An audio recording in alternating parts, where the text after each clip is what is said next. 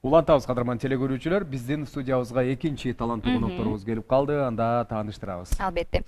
Ош технологиялык университетинин маданий эстетикалык борборунун жетекчиси, маданияты мыкты кызматкери Чулпон Өскөнбаев агайыбыз, маданий борбордун кызматкери Каял Жумаев агайыбыз, белгилүү ырчы аккордеончу. Маданий борбордун кызматкери, белгилүү комузчу Максат Арстанбекова. Кош келдиңиздер.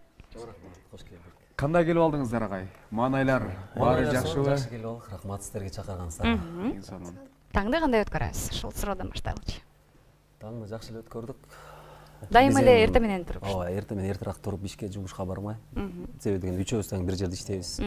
Бир коллектив Оштуда иштеп атабыз, маданий борборун жетектеп атабыз. Биздин кызматкерлер мыкты инсандар, таланттуулар. Анан бүгүн сиздердин чакыруңуздар менен алдыңыздарга келдик. Жакшы. Эң сонун эми Ош технологиялык университетинин маданий борборунда негизи эле окуу жайыбызда эмне жаңылыктар болууда агай? Бөлүшөлү. Жаңылыктар өтө көп. Бизде урматтуу биздин ректорубуз Жамбыл Жанышевичке терең ыраазычылык билем, учурдан пайдаланып ыраазычылык билдирип кетем. Жалпы жамаатка, себеби дегенде бизде ушул жакынкы күндөрдө ушу маданиятка өтө басым жасап, бизге көптөгөн формалар тиктирип, мындай аспаптарды, инструменттерди алып берип, студенттерге, ушу таланттуу студенттерди колдоо максатында көп ийгиликтер жаралып келатат.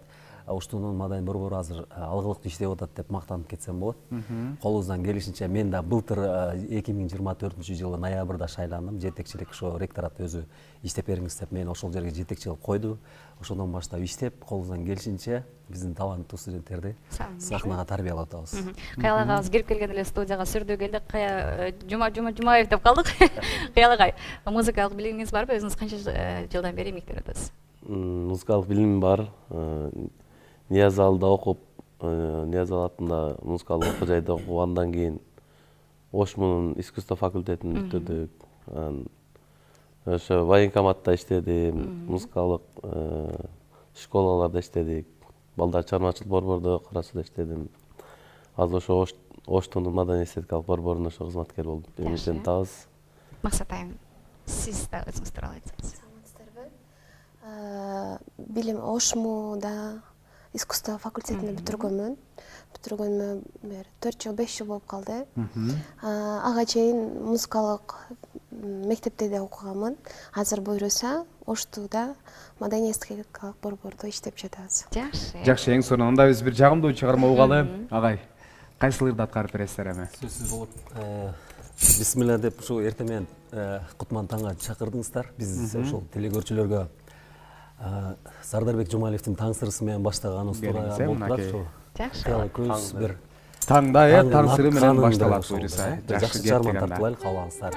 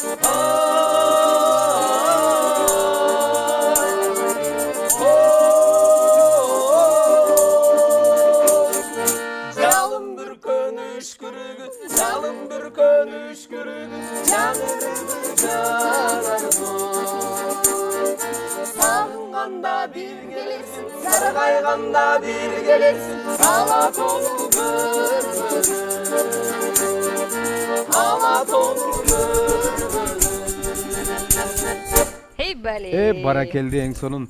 Эми агай, Оштунун маданий эстетикалык борборунда канча таланттар бар? Ушул сиз жетекчи болуп келген соң, ушул көбүн эсе жаш таланттарга басым жасаган окшойсуз агай, туура айтасыз, жакшы суроо болду. Бул бизде азыр 10 миңден ашык студент болсо, ошолордун арасында азыр сентябрдан баштап жазылганда бир 583 список турат да тизмебизде журнал боюнча. Эми ошолордун арасынан биз кастинг жарыялап, таланттууларды аккордеонго, фольклорго, гитарага, комузга, ырга, эстрада, хор, вокал биздин жанрларыбыз бар. Ошол жерде биз тандап журналга жазып, аларды чакырып, таланттарын карап, алып ошолор менен азыр иш үстүндө жүрүп атат, кружоктор, иримдер иштеп атат. Кудай буйрса, жакшы таланттарыбыз бар Оштуда. Сыймыктансак, мактансак болот. Оштуда өтө көп таланттуу студенттер бар. Алар менен өтө тыгыз иштеп атабыз. Күнөөгө эле келишет, ырдап атышат, бийлеп атышат деген ошол. Концерттерин өткөрүп, маданий иш-чараларды. Кудай буйрса, ушу октябрда бир Баяс Орунбаев деген бир студентим бар. Талант эми ошолорго бир аз поддержка кылсакпы, октябрга бир концертин койсок Оштуга деп ушундай пландар болуп атат. Кудай буйрса, эми азыр жакынкы аралыкта ал чечилет буйрса. Жакшы. Эң сонун агай, эми мына колуңуздагы музыкалык аспапты шырылдак деп коебуз биз, Шылдырак. Буга чейин эми көбүн эсе биз көрүп жүрөбүз, башка музыканттардын ойногон алар эми жөнөкөй эле ошол музыканы коштоп бир эки мургулап койгонун көрөбүз. Бирок сиз өзгөчө стиль менен адамды өзүңүзгө арбап, Бул нерсеңиз ойногонуңузду байкадык. Эми кандай буга атайын үйрөнгөнсүз агай? Анан азыр чертип бере аласызбы агай мындай? Аккордеон комуздун коштоосу жок эле. Улуттук фольклордо, улуттук колоритте көп баягы улуттук элдик ырларда, чармаларда ойнолот. Ошон үчүн баягы шылдыракты мен өзү билбейт эле болчумун башында. Кадырбек деген бизде Кыргызстанда номер 1 шылдыракчы бар, аны биздин телекөрүүчүлөр жакшы билет. Мен ошо Кадырбекке терең ыраазычылык билдирем. Ушул түз эфирден сизге чоң рахмат айтам. Себеби ошол убакта мен белгилүү биздин Кыргыз Республикасынын эмгек сиңирген артисти, белгилүү 10 аткаруучу, мен устатым Жанышбек Кочкоров Кадырбек экен 2 ай Жалал Абадка гастролго алып жүргөндө, ошондо Кадырбекке жабышып жүрүп ушул шылдыракты үйрөнгөм да. Кандай кылабыз дегенде, ушу Жалал Абадта мөлмөл гостиницада жатып калдык, бүт состав коллектив. Ошондо Кадырбеккен бир бош убактысын пайдаланып, анда Кадырбеккеники тегерек да. Ушуну кандай кылып ойноп атасыз? Баягындай техникаларды үйрөтүңүз десем, 1 саат, 2 сааттын ичинде эле үйрөтүп койгон. Себеби колдун техникасы керек экен, чапканды билиш керек экен, анан ырдын ыргагына карап туруп чаба бериш керек экен.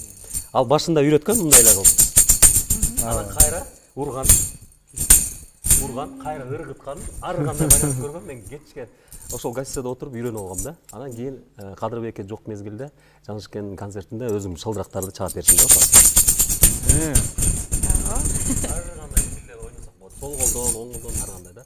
Анан азыр учурдан пайдаланып ушул биздин коллективде азыр фольклор жаатында мен кесиптешим Кыял Жумаев экөөбүз элдин жакшылыгында, кызматтарында шылдырак менен аккордеон менен экөөбүз азыр эри чарка иштеп атабыз. Элдин жакшылыгында куда тосуп, тойлорго барып, дуэт кылып иштеп атабыз, ырдап атабыз, элдин кызматында жүрөбүз. Ошол ушунун аракети менен көп жерге барып атабыз. Эми жакшылыктарда шылдыракты ойноп калганыңызда аябай бир өзгөчө көңүл буруулар болсо керек сизге дагы, Ушул эле нерсе, бирок дагы бир нерсе кыял билет.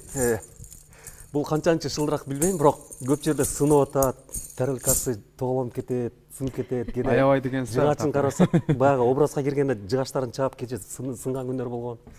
Асманга ыргытып, кээде тута албай калып, жыгылып кетет, тарелкелер чачырап кетет, ар кандай нерселер болгон да. Ал эми баягы образга киргенде шылдырак немесине карабайт экенсиң да. Ошол бир 3-4 шылдырак болуш керек бул. Сизге да үйрөнөм деп жабышкандарбы? Үйрөтүп койдум, студенттер келгендер бар, үйрөнүп атышат, шылдырак үйрөнүп атышат. Агай жокто студенттер кармай калып ойноп калышат. Азыр уже бир Макс деген балдарыбыз, Баяс деген балдарыбыз үйрөнүп, бизге деле фольклор кошуп ойноп атышат азыр. Үйрөтүп атабыз колубуздан келишинче. Жакшы. Кыял, сиз агай, сиз ошол аккордеон кармап, элибизге кызмат кылып жүрөбүз деп айтып калдыңыз. Сиздин дагы өзүңүздүн шакирттериңиз, окуучуларыңыз барбы? Окуучуларым бар, бизде дагы азыр ошол университетте менен үйрөнүп аткан балдар бар. Нурислам, Байел, Адилет деген балдар бар. Дагы көптөгөн жаңы үйрөнүп аткан балдар бар. Үсөн деген балам бар. Ушул кандай ойнойт агай деп көрсөтпөң дегенде көрсөтүп, ырдатып, сахнага даярдап атабыз. Буюрса сиздерге конок алып келгенге ниет кылтабыз буюрса. Жакшы. Биз даярбыз, ар дайым ушул таланттарды экран аркылуу жалпы элге таанытууга даярбыз. Сиз дегеле ушул коллективге, жамаатка кошулганыңызга канча убакыт болду? Көнүп кетүү, үйрөнүп кетүү кыйынчылык туудурбадыбы? Оштуга быйыл 2025 жылы жазда келдим, буюрса мартта келдим Оштуга. башына келгенде эле коллективим сонун коллективке келип алганда эле коллектив. ооба Аны да айтып кетиш керек. өтө чакандагы коллектив. Тосуп алганда эле келгенде эле жылуу мамилеси менен тосуп алышты. Буюрса азыр бул жылда баштадык ишти. Кыйла сонун көнүп калдым. Агайларым сонун экен. Өзү коллективде азыр 6 болуп калдык. Өзү башында 4 элек. Мен жаңы келгенде менен 4 болушкан. Анан эң кызыгы коллективде бир эле кыз менмин да. 3 агай, анан бири мен иштейм. Азыр буюрса бири эжеке менен агай да кошулду. Коллективде 6 болуп калдык. Эркек кыздырбайсыз. Ооба, эркек кызым агайларга эркелеп. Коллективге келатканда эле чыгармачыл инсан ырдап бийлеп кирчү эле. Сөзсүз. Анан кээде тамашалап коллективге айтып коем. Максат айым ачык болгондо курсагын той туругула деп аларга тамашалап айтып калдым. Акча болсо акча берип туругула, жол кире берип туругула. Курсагын тойгузуп обед кылып туругула десем тамашалап билип калышат. Жакшы. Эң сонун биз дагы чыгарым угалы анда. Агай, кайсыл чыгарымды аткарып беребиз? Чеке же чогуу? Кыял агай аткарсын. Бир чыгарым болсун. Анда эмесе сиздер үчүн Ысып Абдыкадыровдун Кымбатым деген чыгармасын аткарып берейин. Келиңиз, ана легендардуу чыгарма.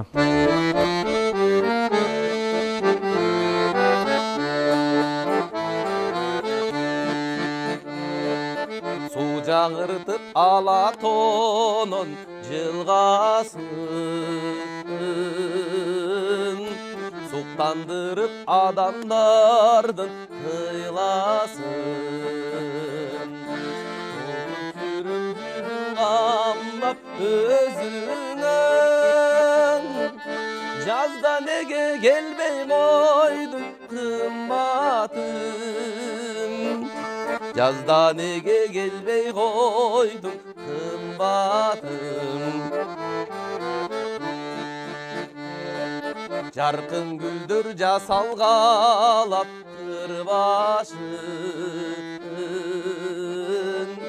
Жай чыгарып табигаттын сымбатын.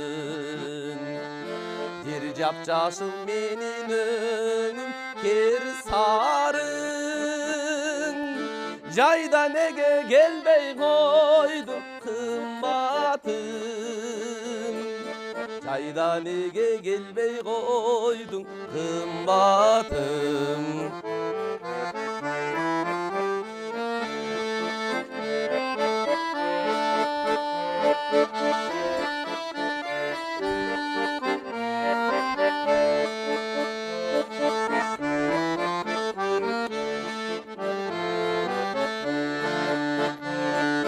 Дарак тагып түркүнмөмү сыргасын, суктандырып адамдардын кыйласын. Өтүп жүрөм жүзүң камдап өзүңө, күздө неге келбей койдуң кымбатым, Күздө неге келбей койдуң кымбатым.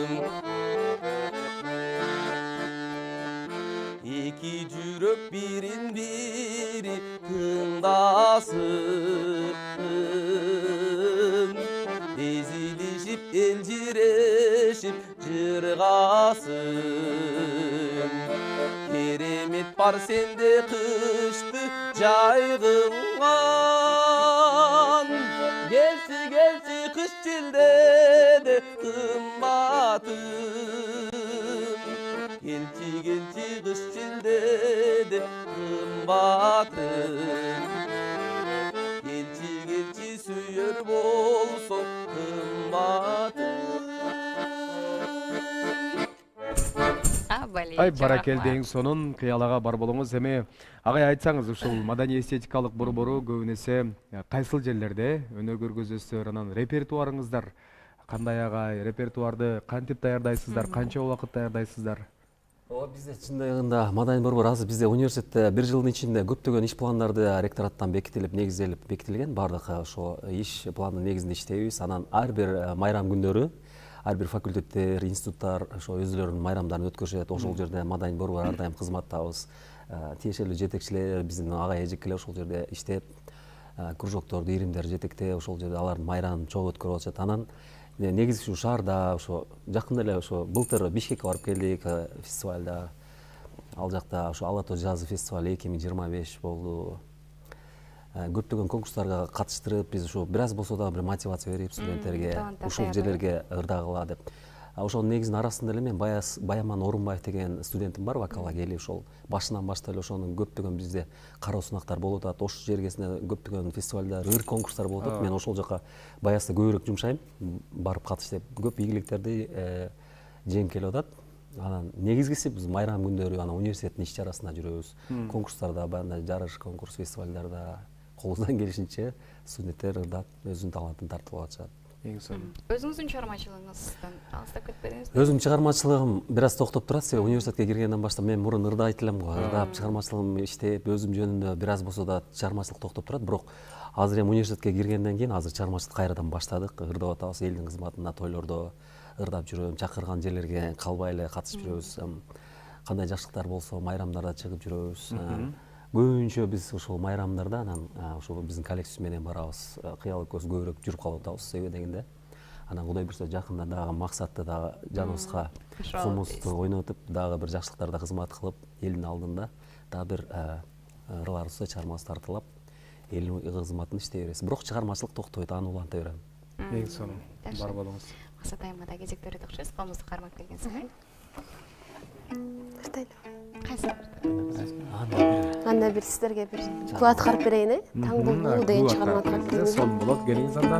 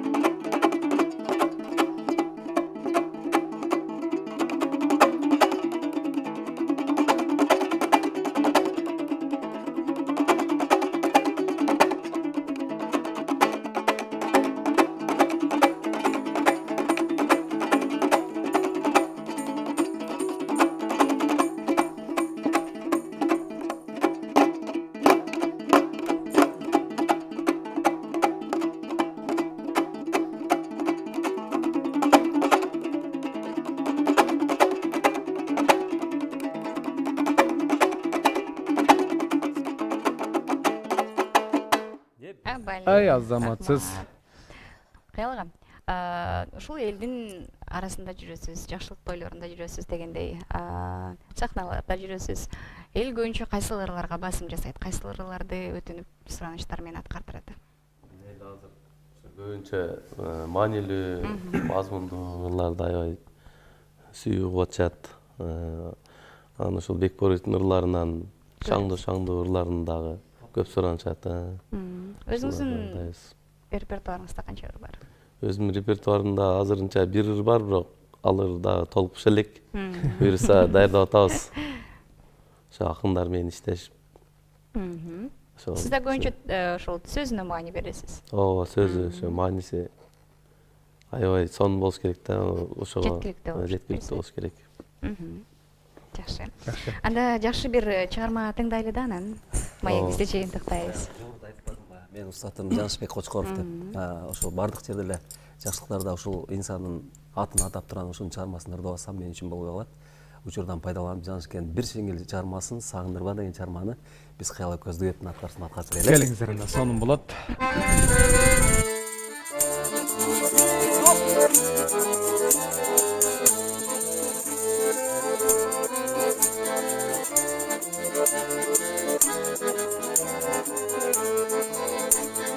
Sağındırma tanınmayı, seni güldün sarılamın, sürdök böcü sürdöböyün, harekinden tanımayın, sürdök böcü sürdöböyün. менен кагыбайым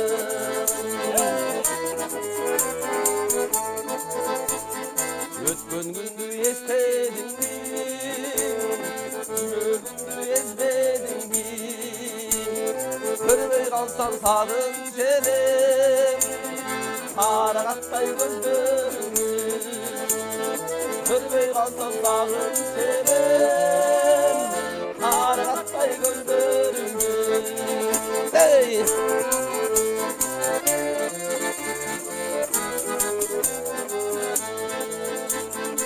Алгыдашың мага карай өткөн күндү эске салам байкатпастан келсең болом атагана байкатпастан келсең болом атагана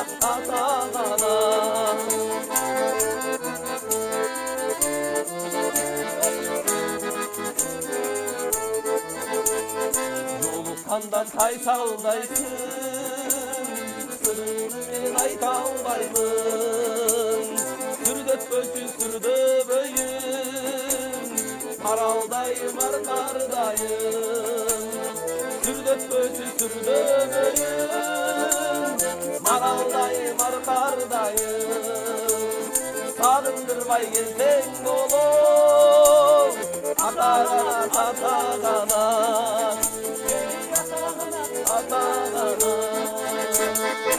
Баракелде мынакей, эрте менен менимче элибиз дагы уйкудан ойгонуп агайларыбызды көрүп, маанайлары дагы бир 100%га көтөрүлдү окшойт. Аракет кылдык. Сонун агай, аткаруу эң жогорку деңгээлде болду. Бар болуңуздар, анда ыраазычылык билдиребиз. Агай бир эркин микрофон узаталы, жалпы журтубузга, телекөрүүчүлөргө бир жакшы тилектер болсун. Биринчиден ошо сиздерди бизди эл менен телекөпүрө кылып, сиздер чакырып атайын, бизди сыйлап, бир аз болсо да эртең мененки таң маанай тартуулап бериңиздер деп чакыргансыздарга жалпы ЛТР телерадио компаниясынын жалпы жамаатына учурдан пайдаланып биздин Ош технология университетинин маданий борборунун атынан ысык салам айтабыз. Сиздерге чармачылык ийгилик болсун, тунук эфир болсун. Ал эми бизди көрүп жаткан кыргыз элибизге ар дайым кыргыз элибиздин желеги желбиреп жүрө берсин. Маданият өкүлдөрү ар дайым элдин кызматында болсо, эл ыраазы, ар дайым сиздер үчүн биз ырларыбызды, чармабызды тартуулап жүрөбүз. Сиздер менен биз сиздерге чоң рахмат, бар болуңуздар. Кыргызстан өсө өнө берсин. Айтканыңыз келсин. Сиздерге чоң рахмат, дайым ушинтип чакырып туруңуздар. Кыргыз элиме дайым ийгиликтер боло берсин, өнө берсин, өсө берсин дегендей. Элибиздин маанайы жакшы болсун, тойлор көп болсун. Айтканыңыз келсин. Сиздерге да терең ыраазычылык, ушинтип бизди эртең менен чакырганыңыздарга буюрса дагы келип жүрө берели. Учурдан пайдаланып, ата-энеме ыраазычылык айткым келет, жана устатым Жаңыл Атабаева эжекеме да чоң ыраазычылык айткым келет. Сиздерге да чоң рахмат. Ыраазычылык бар болуңуздар. Биз болсо эфирибизди алда карай улантабыз.